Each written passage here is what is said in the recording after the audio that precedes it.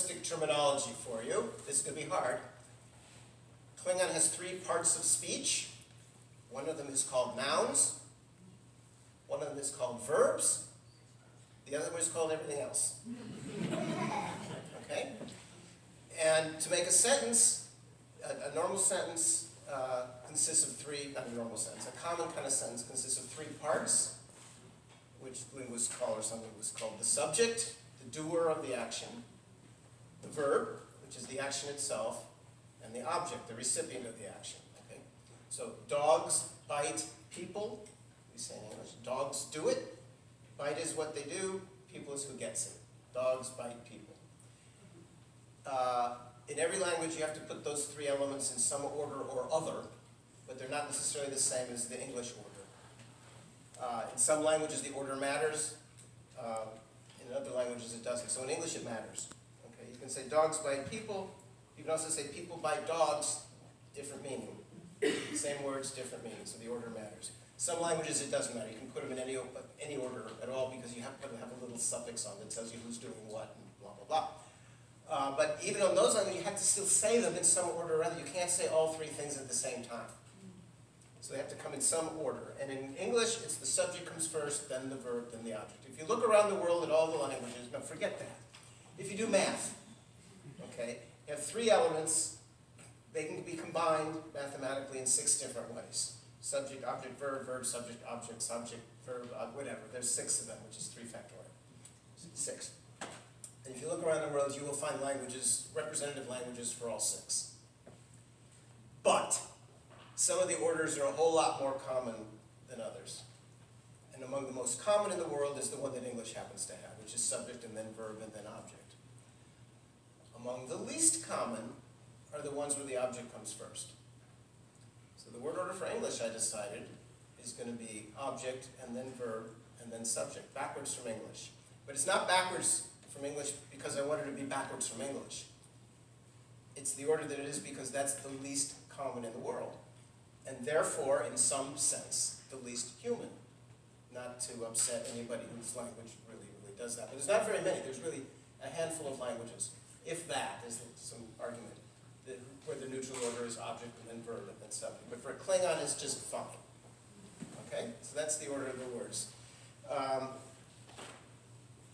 You have to know that if you're going to make a Klingon sentence. Some of the writers of Star Trek TV, Next Generation and later, did know that. Some of them did not. So some of the sentences you hear in Next Generation don't mean what the subtitles say. Anyway, moving on. What am I going to do next? One of the things about grammar, if you study the language, is all these grammatical categories like singular versus plural or past tense and indicative mode and all that stuff. In Klingon, this stuff is pretty straightforward. There is some of that stuff, but not as much as some other languages like English. So for example, in Klingon, one of the things that's not there at all is articles, and the. Just not there. So a word like Klingon, which you already know, right, actually can be translated Klingon, or a Klingon, or the Klingon, or Klingons, plural. How easy is that, right? It's simple, simple. With verbs, here's a verb. Here's lang. Means see. Okay? That means see. That means travel. Huh? Lang. I mean lang. I mean lang. Leh. Yeah. Well, that would work too. But anyway. Left, see. That means see, but also means saw. Okay, because the tense doesn't matter. Same thing. So if you want to say a Klingon sees, right? The subject comes after the verb. So lech, Klingon.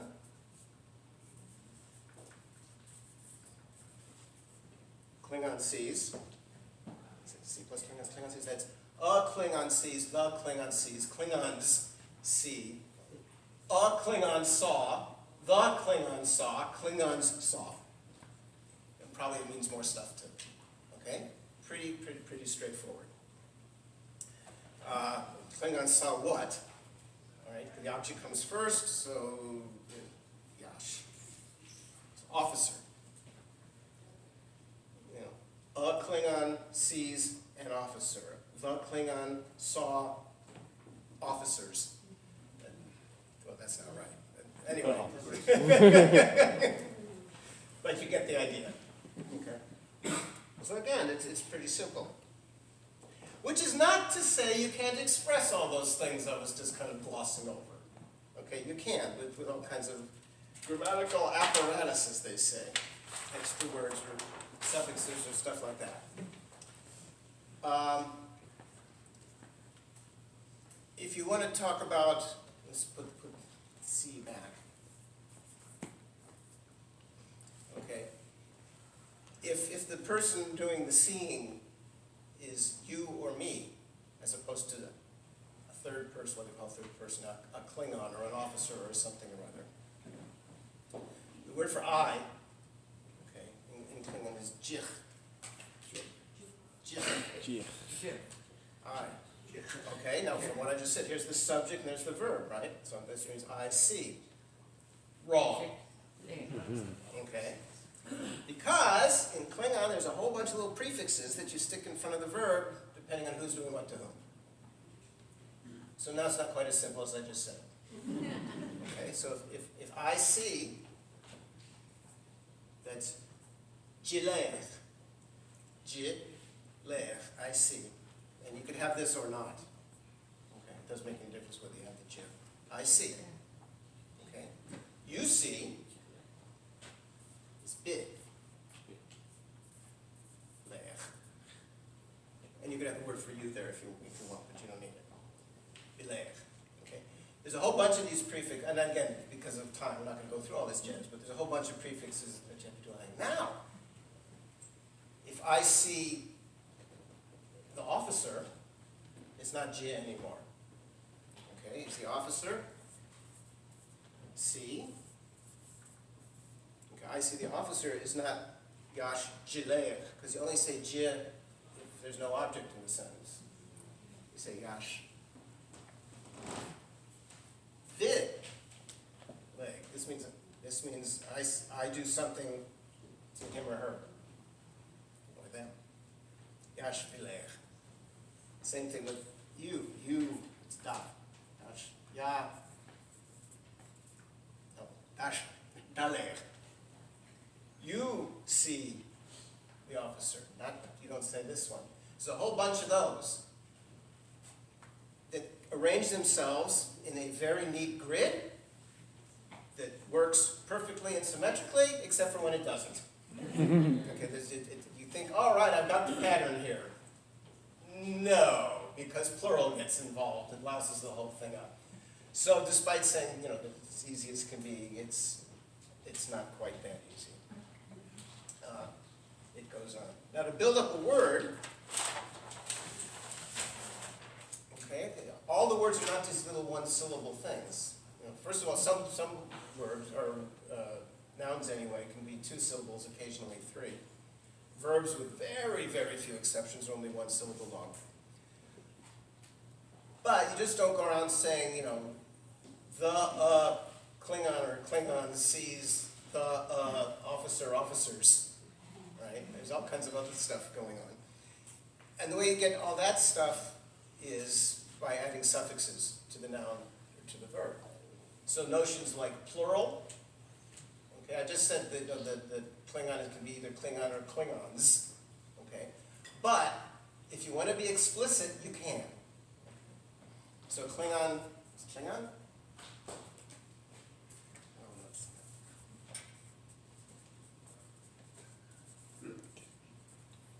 That's Klingon or Klingons, but to be specifically plural, you've got to prove.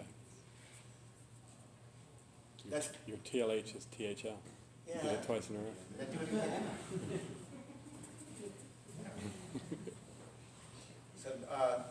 So Klingon is Klingons, definitely plural.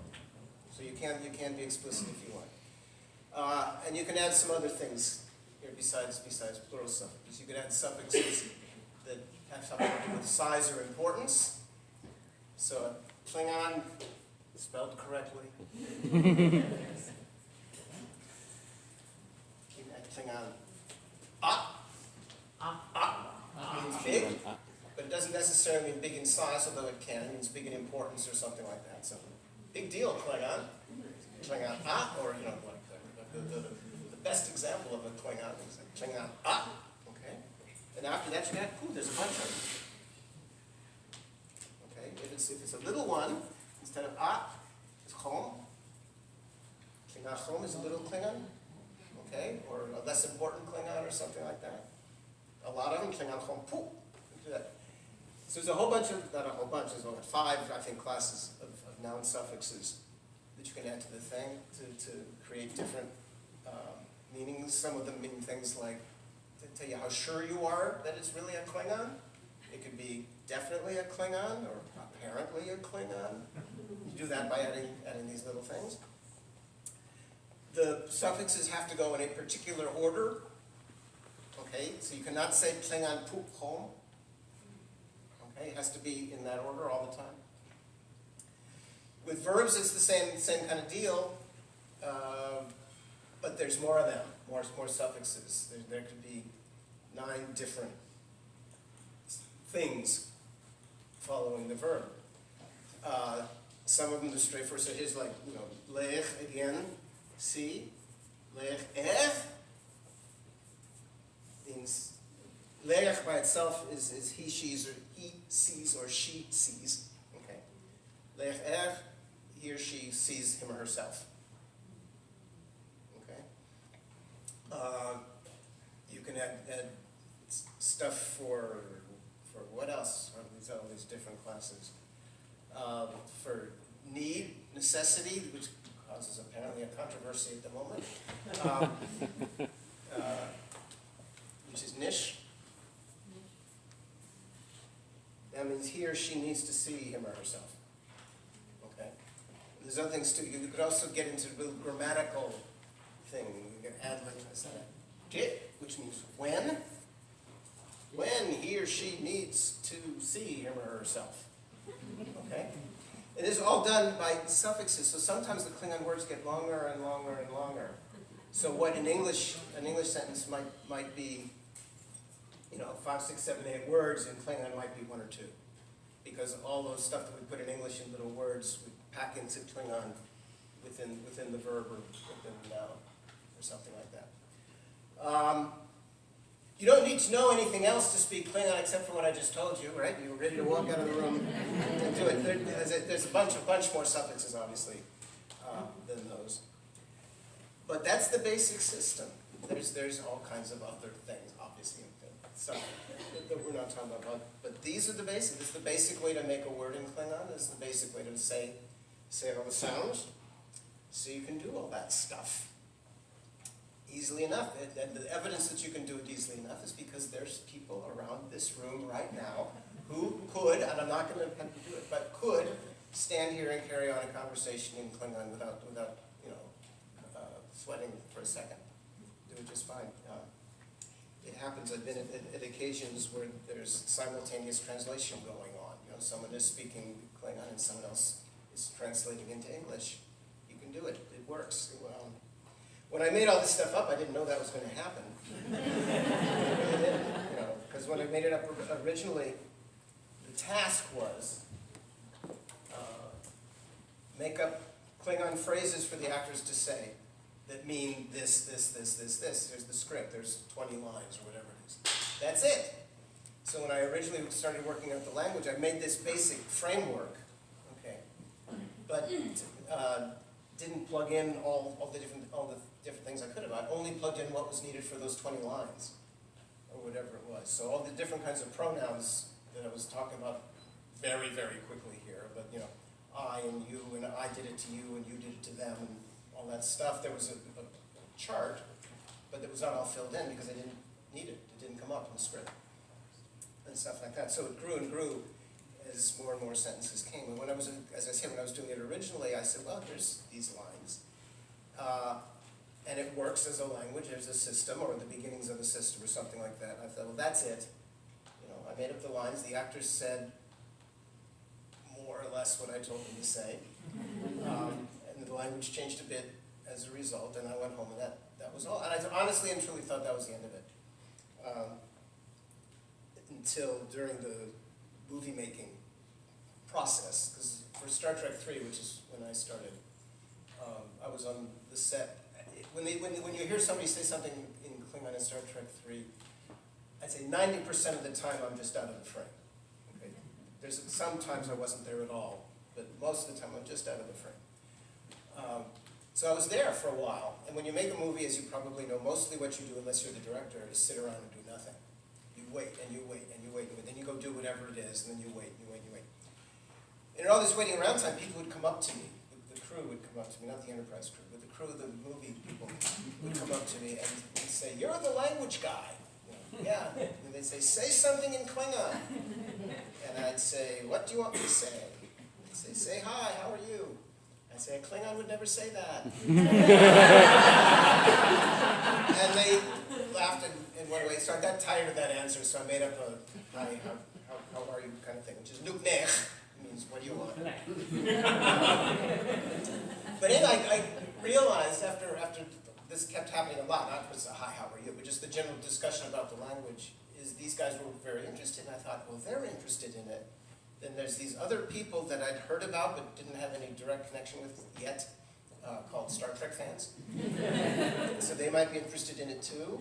So I proposed the idea of writing a book explaining how the language worked, and Paramount and whoever owned Paramount then, I don't know if it was Viacom or not. So anyway, everybody said, okay, write the book. So I wrote this book called The Klingon Dictionary, and it came out not when the movie came out. It was supposed to come out when Star Trek 3 came out, but there was a snafu on the publishing side, so it didn't. It came out 6 months later or something like that, which actually was a very good thing, because when I wrote the book, it matched the movie as filmed.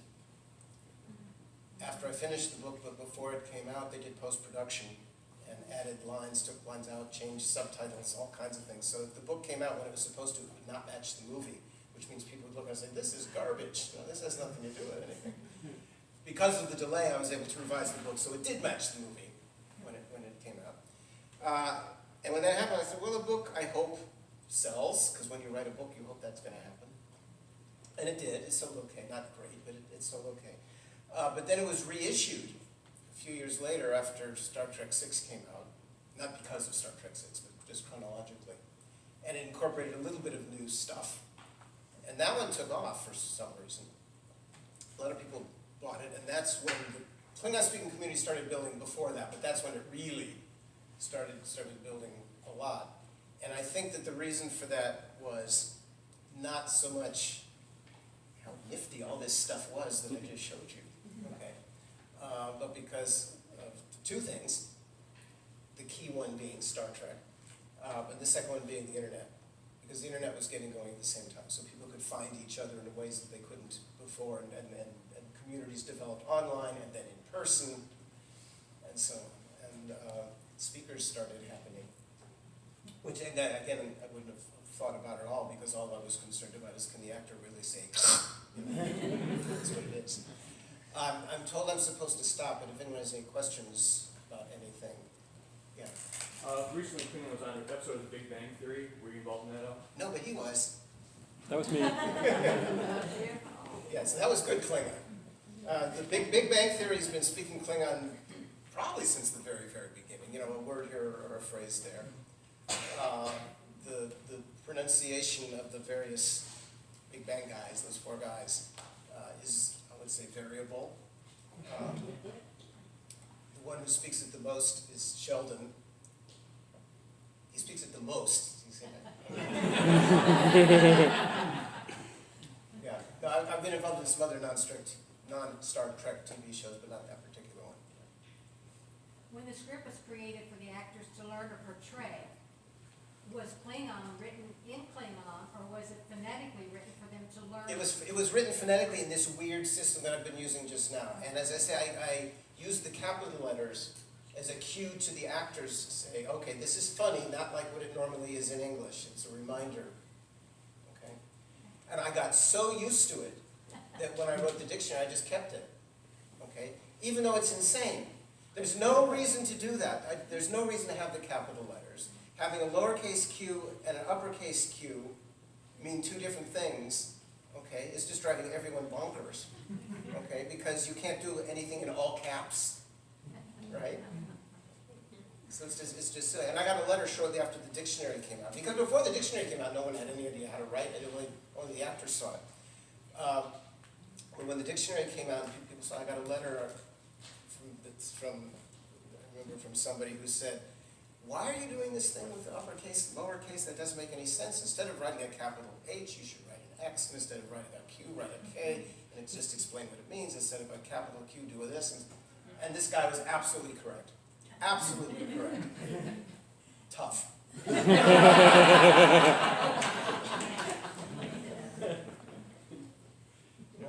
Yeah. Who wrote it for Frasier? Oh, Frasier. Yeah, that was me.